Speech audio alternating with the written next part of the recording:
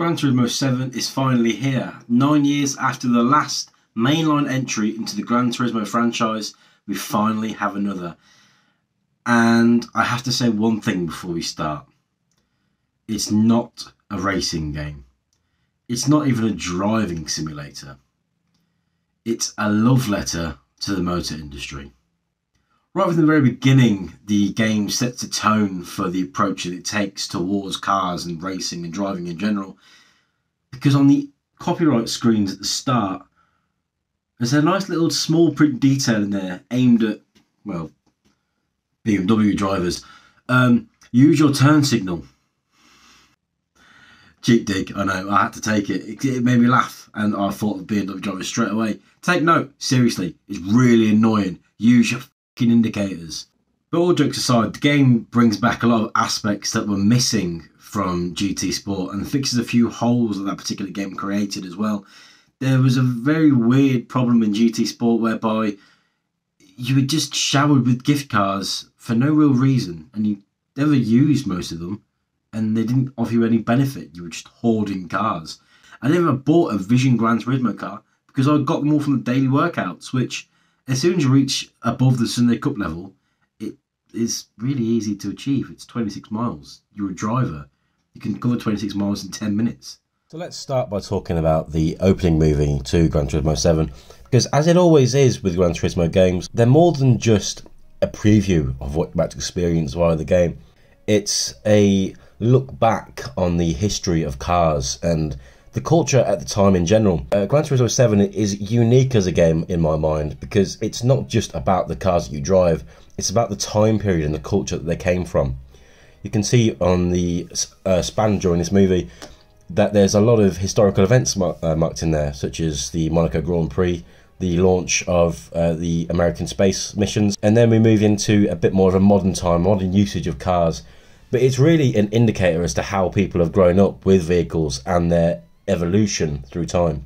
Chances are, while you wait for the game to load, the first thing that you will encounter is the new mode, the Music Rally, which is slightly bizarre. It's nice, it's good, it's like a time trial to music, and I think it's targeted more at the casual player who aren't used to racing games in the extent that a lot of Gran Turismo players are. It's like an introduction to the sort of thing that you would expect to find from a Gran Turismo game. Beautiful graphics, brilliant driving mechanics, the handling is excellent and superb in every way. It feels very intuitive, very realistic, but it's also a pressure-free environment in this music rally because you're not racing anyone, you're just trying to drive around, listen to some nice music. And I think it works. I think it will get people who aren't normally interested in racing games playing this game. I can imagine there's one or two people in my life in particular that want to play racing games but don't quite have the know-how to, and I think this might serve as a useful tutorial for them. And then this brings us on to GT World, which is the next mode that you'll be logging into after the Music Rally and after the game is installed, and it's a hugely welcome return to the franchise. A lot of people really did bemoan GT Sport for not including this. What you're seeing now is the used cars dealership, which was really a very big miss to me from Gran Turismo Sport, because it doesn't really feel like a Gran Turismo game when you take that out. For me, Gran Turismo has always been about your journey through cars and your racing career, starting at the bottom, picking the best car for you now, and tuning it to be a serious, competitive race car. What you're seeing now is the garage, which is fairly self-explanatory. It's your garage where your cars live, but it's obviously where you can tune bits of your car from parts you've already purchased and change the car you're driving. The cafe, to my mind, on the other hand, is probably the most genius bit that they've included in Gran Turismo 7, because it makes the normal early game races, such as the Sunday Cup level, that normally feel like busy work to experienced players, it makes them important, and it makes them feel like they're part of something different that's not just driving because you have to, because that's where you're starting out at, despite your superior ability, let's say. Because you have to complete these races in order to complete the menu books, if you're not going to just buy the cars flat out, which you can't really do because there's a finite collection of money in your account when you start the game. And if you just bought every car, that would drain. So winning these races really is the most efficient way to complete these menu books, which can also act like the storyline to the game, because it will gradually lead you through bigger and more extensive collections with more difficult to attain and sought after cars and other bits and bobs throughout the Gran Turismo world. And actually, a very small thing that I really like here is what you're seeing on screen, is that you actually have a presence in the game. You don't get to customize the face. It's not you don't get to play as the NPC you see on screen, but it's your character, it's your driver. It can feel like yourself because you can customize the race suit and the helmet, and you actually get to see that there is a driver and it's not just a ghost car being controlled by you remotely like a RC car. Another classic bit of Gran Turismo 7 is, of course, the license centre.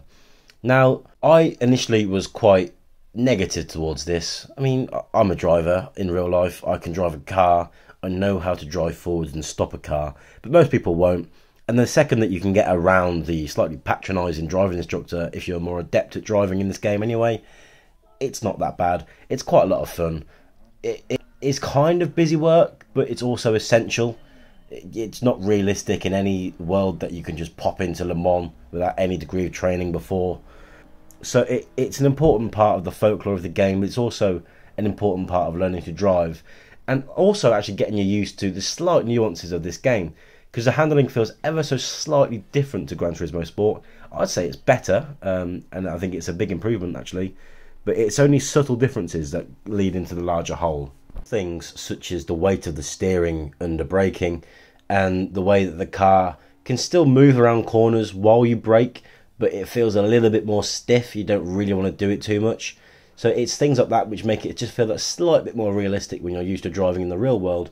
But if you don't understand driving games, you can change this so that there's more assists available. What you saw in the music rally that I showed earlier at the start of this video was the brake assist. There was sectioned off areas of the track where the game would brake you for you, or force you to brake if you weren't intending to. It slows you down, but it helps beginner drivers learn to play the game and eventually move forwards and turn some of those assists off. These markers in the corners and the apexes as well, they're also part of the assists. They basically just show you where to put the car, which is very useful for new drivers that may not be familiar with the in-out-in system. So really my verdict is that it's not unfair to call this game a masterpiece. It's an instant classic for me. It's a return to what Gran Turismo should always be, a celebration of not only the car industry, but itself. It is the king, undisputedly, of racing games, particularly on the PlayStation, in my opinion. I don't believe there's any serious competitor to it on that platform. Project Cars is good, but it's not really on the same level as Gran Turismo, because it's such an old franchise.